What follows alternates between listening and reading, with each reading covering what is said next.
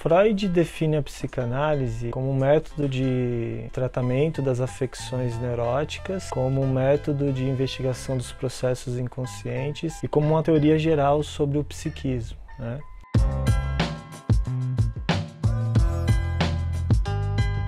Quando a gente pensa assim, a importância do Freud, né, enquanto um pensador, né, da cultura e todo o saldo, né, que a obra do Freud proporcionou para o século XX, surge uma questão muito importante, né? Se o Freud ele realizou uma revolução realmente no campo do saber ou se ele proporcionou, na verdade, uma subversão, né? Se tem um aspecto então subversivo na obra do Freud. A gente sabe que Paul Ricoeur, né, um filósofo francês do século XX, ele vai colocar o Freud, né, ao lado de Nietzsche e Marx como mestre da suspeita, né, como se fosse uma espécie de um filho da modernidade que faz uma crítica do projeto da modernidade mesmo, né, e não à toa o próprio Freud se colocava ao lado do Copérnico e do Darwin, né, como tendo infligido uma ferida narcísica, né, a terceira ferida narcísica. Se Copérnico com essa postulação, né, do heliocentrismo, né, que superava o geocentrismo, colocava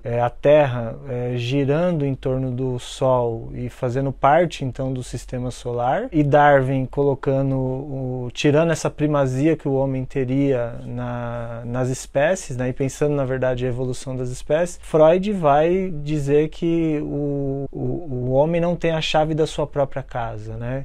Todo esse ideário que foi levantado, né, pelo iluminismo, né, das luzes da razão, né, de uma consciência que seria de certa forma proeminente, né, Freud lança então a descoberta do inconsciente, né? Então essa certamente foi uma grande contribuição que o Freud proporcionou, se a gente pudesse pensar o século XX. De certa forma isso trouxe uma mudança mesmo no olhar para o que a gente poderia dizer que são as afecções mentais, né? O Freud estabelece assim uma clínica baseada no campo especificamente das neuroses, né? Inicia, vamos dizer assim, com a histeria, né, que era considerada na época como a bête noire, né, o ponto espioso, assim, se a gente pudesse dizer, da psiquiatria. E todos os desenvolvimentos então do Freud inicialmente tem como mote assim essa grande categoria clínica que depois vai se tornar a histeria. Desse ponto de vista, o diagnóstico ele se torna muito importante para a psicanálise, né?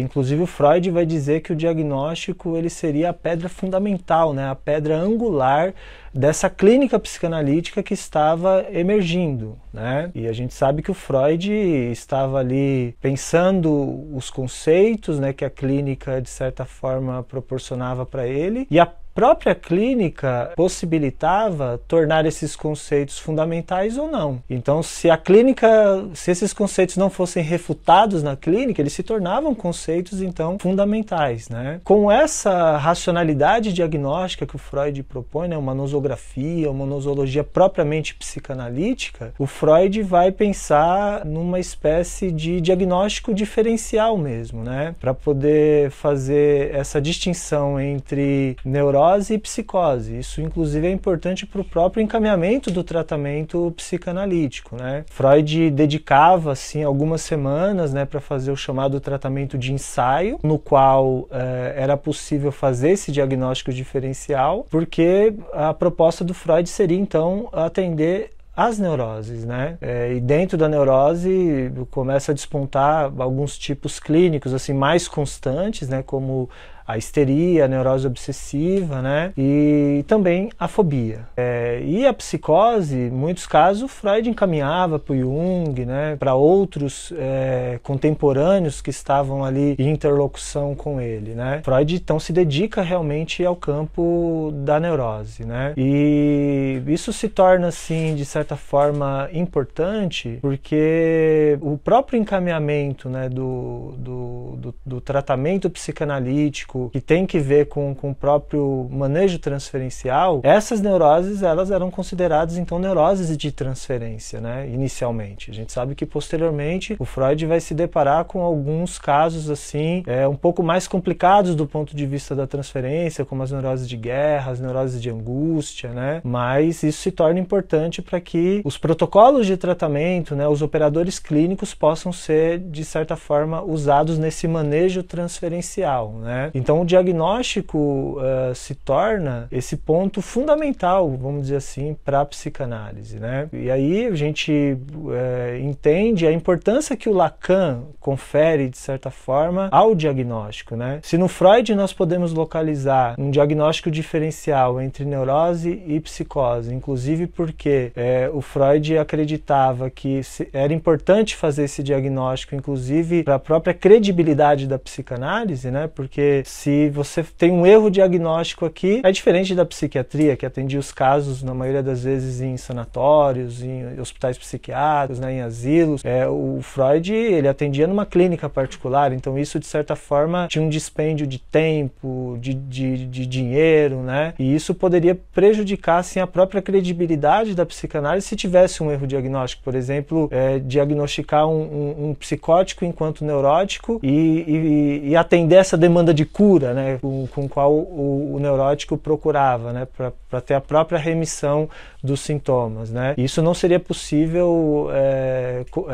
fazer essa proposta, né, de atender essa demanda, por exemplo, na psicose. Seria operadores clínicos diferentes, né. E o Lacan, então, ele confere assim uma importância, né, para o diagnóstico. Então, esse diagnóstico diferencial, ele vai se tornar no Lacan o diagnóstico estrutural diferencial. Então, o Lacan, em 1953, oficialmente, né, porque em 51 ele já começa a fazer o que seria chamado o seminário piloto, né, quando ele vai discutir o caso do Homem dos Lobos, né, mas oficialmente ele começa em 1953, né, os seus seminários, que ficaram sobre a rúbrica do ensino lacaniano, né, e esse é um momento assim onde o Lacan ele vai fazer uma leitura do Freud numa chave estruturalista, né, retomando o Lévi-Strauss, retomando o Saussure, depois retomando também o Jacobson, né, para poder pensar inclusive o inconsciente estruturado como uma linguagem, né. É como se existisse uma espécie de isomorfismo, homologia entre as leis do inconsciente e as leis da linguagem, né. Por exemplo, Lacan retoma do Jacobson essa ideia da metáfora, da metonímia, ele retoma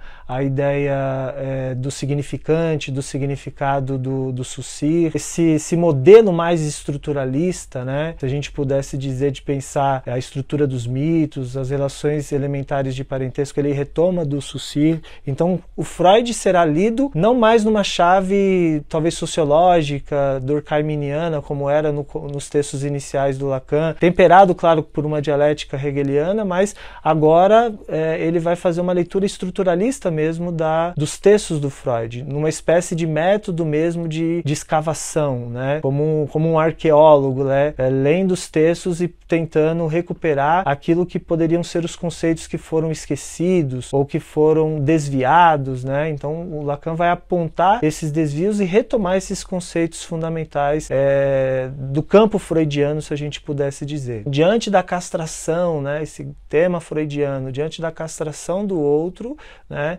existe uma espécie de afirmação dessa castração na neurose. Esse elemento que ele é afirmado, ele é ao mesmo tempo negado, né, pela via do recalque, e algo se conserva desse elemento, né, que é o próprio sintoma. O sintoma, então, como um retorno do recalcado, né? Isso seria no campo das neuroses, né? Na neurose histérica teria um desejo insatisfeito, né, como grande manifestação clínica, sim.